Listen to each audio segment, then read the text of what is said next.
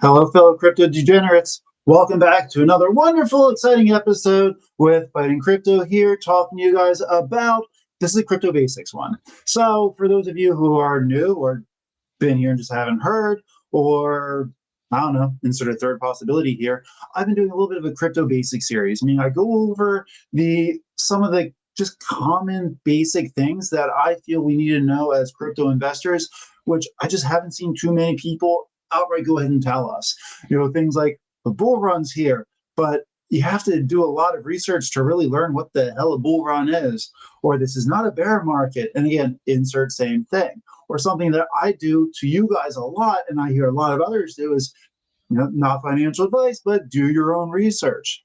And that's the part I want to hit on today is how the hell are you supposed to do your own research, right? Like, how do you go start something that you know nothing about? And this one took me a little while to really get the hang of what matters to me when I'm researching a crypto. So again, we all have different style of investments. So what I'm going to go by is what I look for when I'm researching crypto of willing to invest. So real quick to clear a little bit here, again, if you want to just get to the good stuff and ignore my opinion, which actually all this is my opinion, but where it comes from the style of investing, which I think is important, feel free to fast forward if you want. But I think having a base understanding of where I'm coming from, because different way of investing might cause different ways of research. Like if I was a pure crypto trader and I was doing a lot of day trading, honestly, most of the shit I'm going to talk about today wouldn't matter. There'd be a lot of different things I would look for. But I want to call it a buy and hold investor because that lets us think that I'm going to do it for long periods of time. In all reality, when I'm looking to buy and hold a crypto, I'm looking at it to buy and hold for somewhere between, like for now, the next 3 to 9 months. But even longer, when I was buying the last couple of years, I was buying to plan on selling them in about 1 to 3 years, which we're kind of in that territory now. So when we say do your own research, I'm just go over what I look for. If I'm looking for an investment, typically utility coins, something with a real world use, because that's what matters to me. I'm definitely not the most safe investor, but I'm also not going to be highly risky. I'll play some risky things for sure. Maybe I'll do a video sometime. Comment below if this seems interesting to you, like the top 5 or 10 kind of risky coins that I think are worth a damn right now. So I definitely have a couple of those on my mind. Keeping a watch list of some of those too. So, hey, hopefully by the end of this video, you find it worth your time a while to spend 2 seconds to click that little like and subscribe button, maybe ring the little ding thing down below. But let's get into how I think we should research crypto if you are a utility buy and hold investor. So I'm going to go through these not really in a particular order because they all matter to me. I try to make a list in like primary, secondary, tertiary, quaternary, blah, blah, blah, blah, blah. But then it kind of got a little difficult, to be completely honest. So I tried. I'm not going to say that we're going to go from the most important all the way down because it also kind of depends a little bit on what coin I'm looking at, what the niche is, narrative, time frame. But something I definitely look for a crypto right now in the bull run is the number of large exchanges it's on. So the reason why this matters, quick, and I'll pull up coin market cap and show you guys how you can actually find out what exchanges you can buy a crypto on. So right now, I really am only interested in coins personally that is on Binance, Coinbase, and if I have to go to Uphold because it's on Binance and not Coinbase, I will do that. But the reason why is that Binance and Coinbase are the two largest exchanges. They're the ones that most people are going to use, right? So for right now in the bull run, I want to know, are they on the large exchanges? Because if so, more eyes equal more buys, or at least buying opportunities.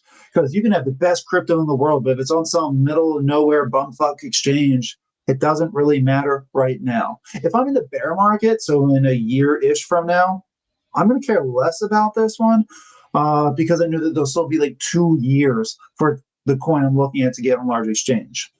It's like right now, if we look at this, I pulled up on Aerodrome Finance. And what I did is I went to Aerodrome and I clicked up here the exchanges. And now I can look to see what exchanges Aerodrome Finance is on. And right away, we see Binance, Bybit, Coinbase Exchange, OKX, Upbit, Fidget, Kraken, Qcoin. these 8 are probably the 8 largest exchanges. That is a great sign. And we do this for another one. Let's go for, if you want, what's one I had before? CTX. Huh? I've noticed this one's done pretty well. It's been on my watch list. Oh, it went down a lot. Oh, shit. If you're in CTX, let me know. Did something happen? Because I looked at this just yesterday, and it was, in the $6 range. Okay. Surprise to me. But yeah, seriously, if anyone's in CTX and can tell me what just happened, because I was congratulating the community just like yesterday about seeing how it went up so much. Wow, okay. So I went to CTX. Let's say I just saw a drop by 43%, and now I'm interested because I like buying in the dips, everybody. Is I can come up here to exchanges, and where can I buy CTX? Binance, Bybit, Coinbase, OKX. Again, it's on pretty much all the large ones, which again is kind of what I'm looking for. So it's a good way when you can do this in 2 ways. You can do this forward or in reverse. Meaning if there's a coin that you heard, like, I heard him talk about Ondo, or I've heard someone talk about Fartcoin. You can type it in CoinMarketCap or other websites. It's just the one that I like to use, and look up where can I get it, because a lot of exchanges aren't available here in the US. So sometimes I don't want to go the whole VPN approach. And if you don't know what that is, we'll save that for another day. Pretty much saying, I'm not here in the US, I'm in Sweden. Let me buy this coin. One method. Another one is if you're looking for coins, you can scroll through and see, is it on Coinbase? Is it on Binance? And for me right now, that's a big deal. I definitely put that into my research categories. Because if it's, again, on multiple large exchanges, more people are going to find it and buy it. And then maybe as you do research, you can start recognizing these, like OKX is there a lot, BitGo is there a lot, Kraken, same thing. So maybe you'll find a coin that you really like, and it's only on those 3, but it's not on Coinbase or Binance. I wouldn't personally go for it now, but in the bear market, I would. Like, in the next 2 years, let's keep an eye on it, see if it goes to Binance Futures or Coinbase, because it's a good project. It will raise a little bit before it gets to there anyway. Because really, these exchanges are businesses. They want to make money. So they're going to buy coins to sell to you that they're confident they're going to make money on. So the more large exchanges that do that, big positive. So the next one, this is probably a couple of subcategories, but I'm going to call this allocation of crypto, meaning kind of can call this tokenomics, is how many coins are there and where the hell are they, where are they going, and when. What I mean is, so let's start more basic, the market cap. What's the market cap, right? That's not something that's going to make me rule in or out any crypto, but it does give me an idea of what can I expect from it. Meaning if I see a crypto right now that is $10 billion in market cap, I know depending, it might 2 to 5x depending on what it is at most. Whereas if I see something that's a 10 million market cap, I know the possibilities in theory for it to explode are a lot more, just because there's less money in it. So it's not as popular, not as big for whatever reason at the moment. Independent crypto determine it. And well, that lets me know what I want to do with it. Typically, I'm not going to rule out buying one if it's too high or too low, but it might convince me what timing, when to get it, when not to get it. And it's a good starting idea. Market cap comes directly from what is the circulating coin supply and what is the price, which are 2 other things I want to keep an eye on. Specifically, let's talk about coin supply. So if we end up having a coin and we see it has X number of coins, right here, back to the chart, let's look at quant. So if you look at quant, market cap of, it looks like it's 1.19, 1.2 billion. The way you get that is we take the price of quant, multiply it directly with the circulating supply, the amount of coins again that are out there, and that's how we get it. So we see there's roughly 15 million, again, 14.88, and there's only 12 million that are out. Where's the other 2 million? And that's something that for every crypto is kind of important to me, because maybe that extra crypto that's not circulating, maybe it will. And this is something you can find on something called the white pages, which you can actually find directly, again, back to CoinMarketCap. If I scroll down here, we have the website. That's actually does not have, that was an awful example.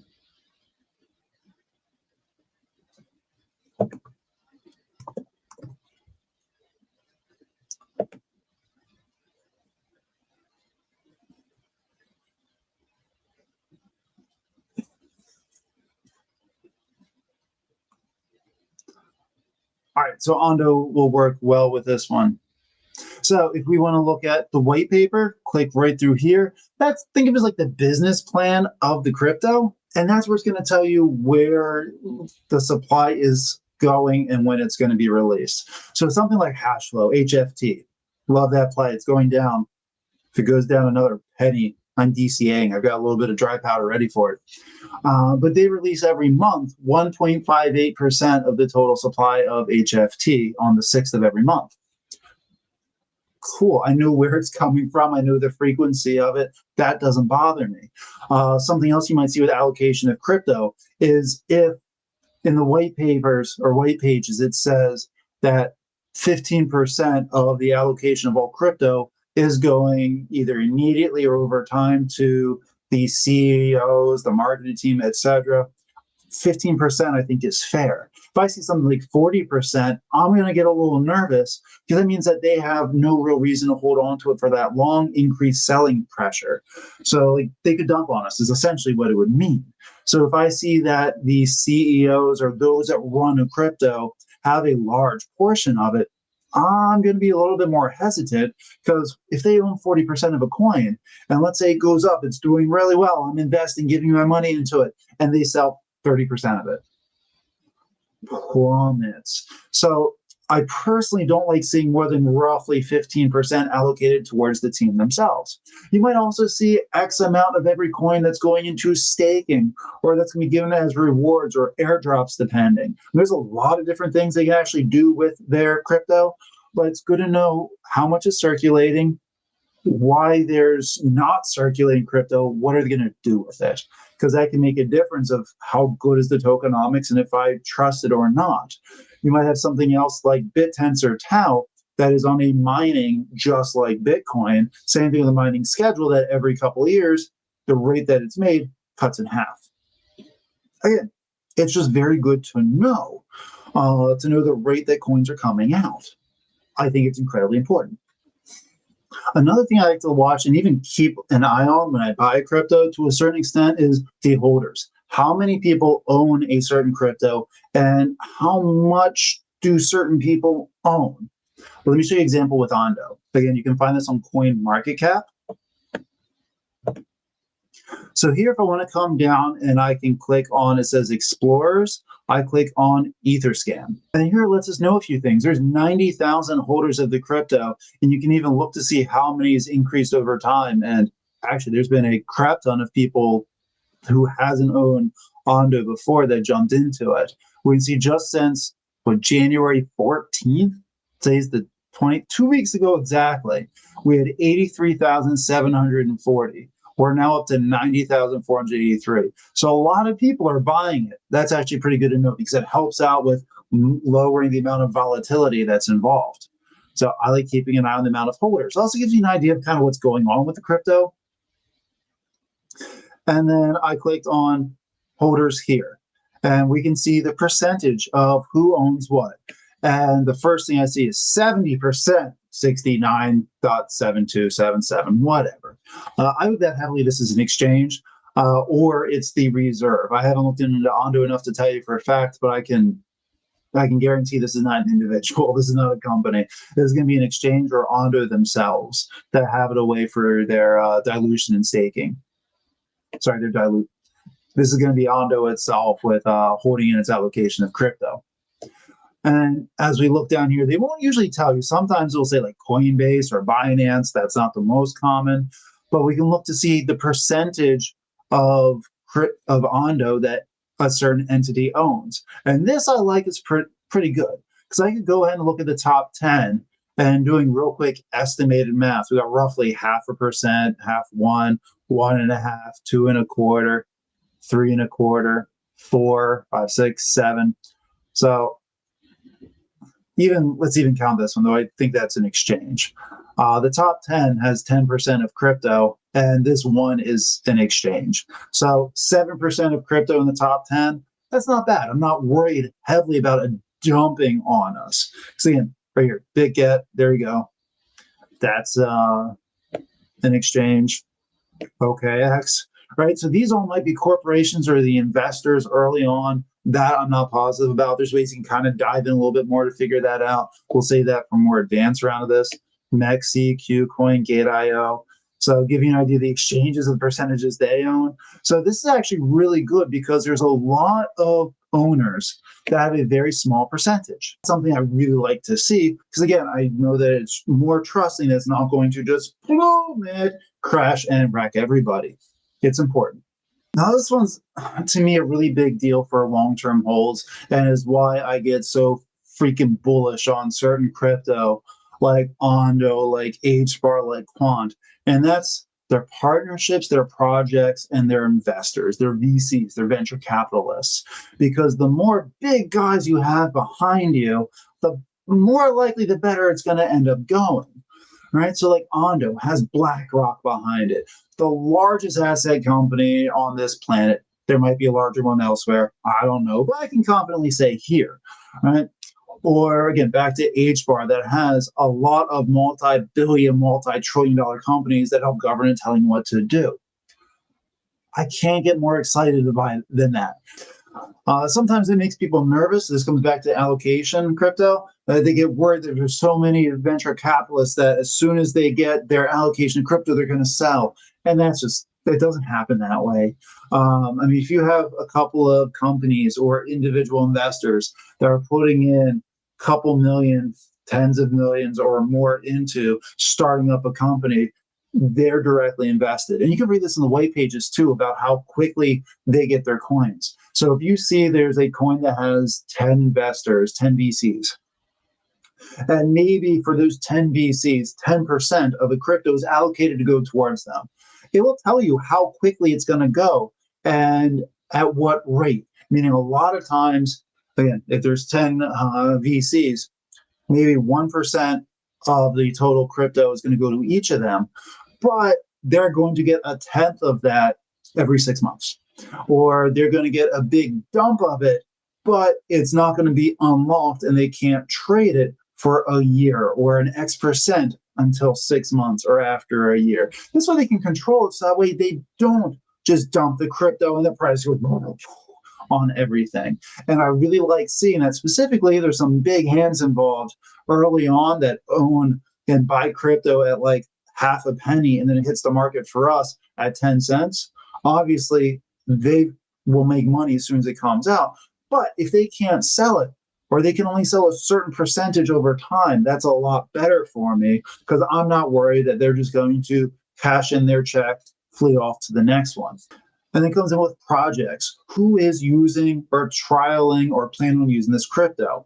I can give plenty of examples of this one. Render that has supported with NVIDIA, or they have a partnership right now with Paramount Pictures to help out with at least one movie.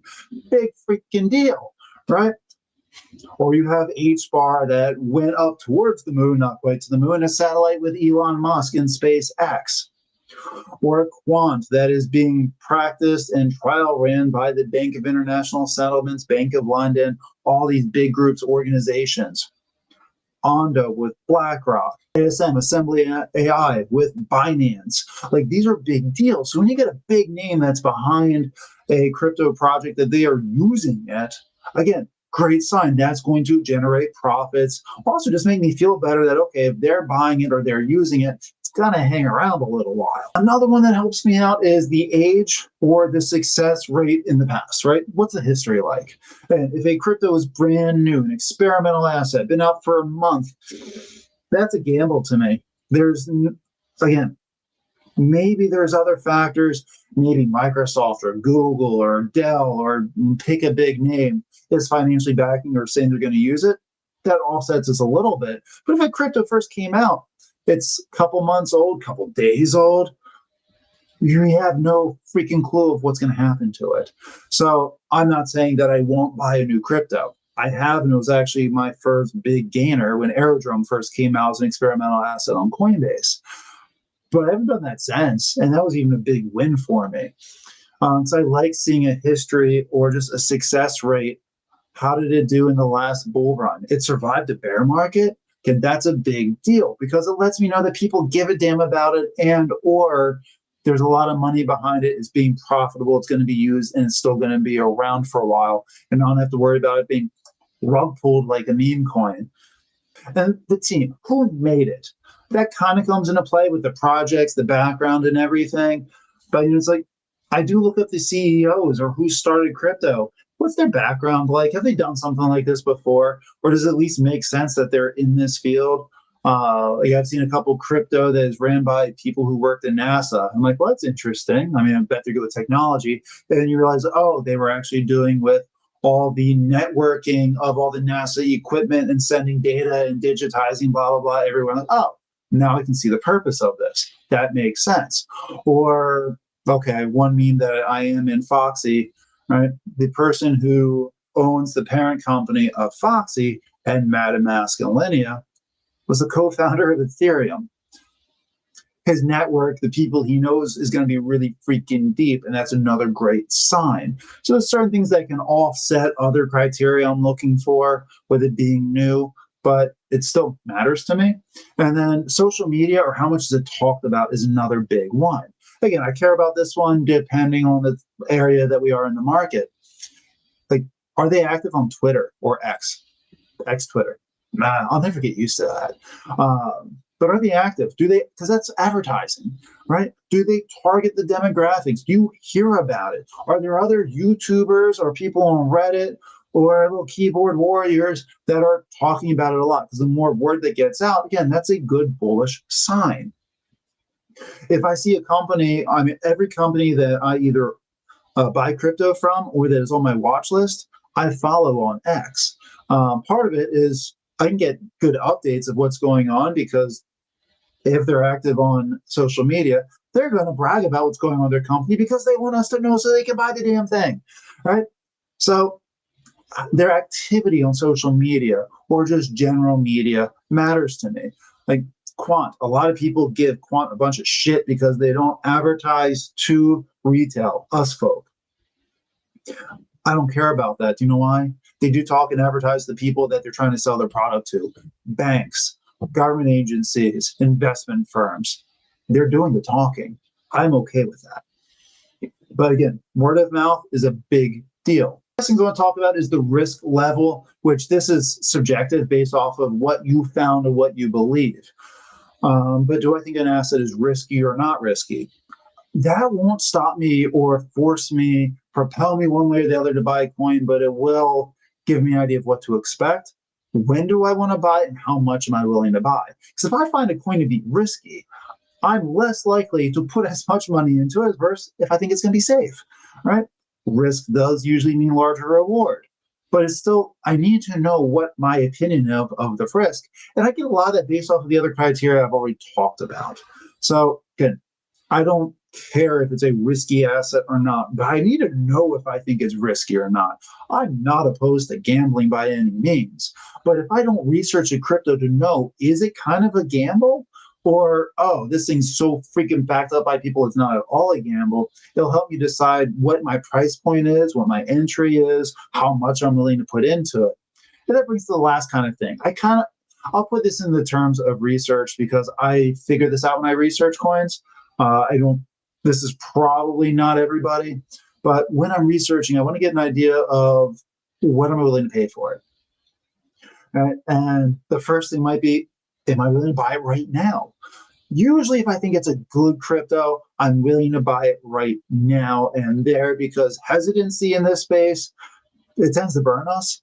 Like you want to wait, you want to make sure you get timing, but you never actually know if waiting is going to give you good timing or better timing. This is why when you research through the little charts and everything, has it survived? What did it do about this time last bull run or bear market, whichever one you're taking a look at the time? How did it do then? Right, so you can get a good idea of what's going on with it. And then if I saw that a coin, we'll go with H bar, had a high of in the upper 40 cents last time, like, oh, it should have easily hit 40 cents. And then you look like, wait a minute, but there's twice as much crypto now as there was then. So there needs to be twice as much money in that crypto to make the same price point. All these little factors matter. And you're going to get better at it the more often you do it. And you'll probably create your own list of what matters more to you based off of your success and your many failures and horror stories you heard from somebody else. But I think all this stuff matters. And I'm not saying that I don't look at other things, but these are definitely the major criteria that I look for when I'm researching a crypto. So if you've made it this far, thank you guys. Glad that you at least didn't hate listening to me, or if you forgot that it was still on, awesome. I'll take it regardless. But I appreciate it. As always, let me know in the comments what you think, and I'll see you guys again another day. I'm out.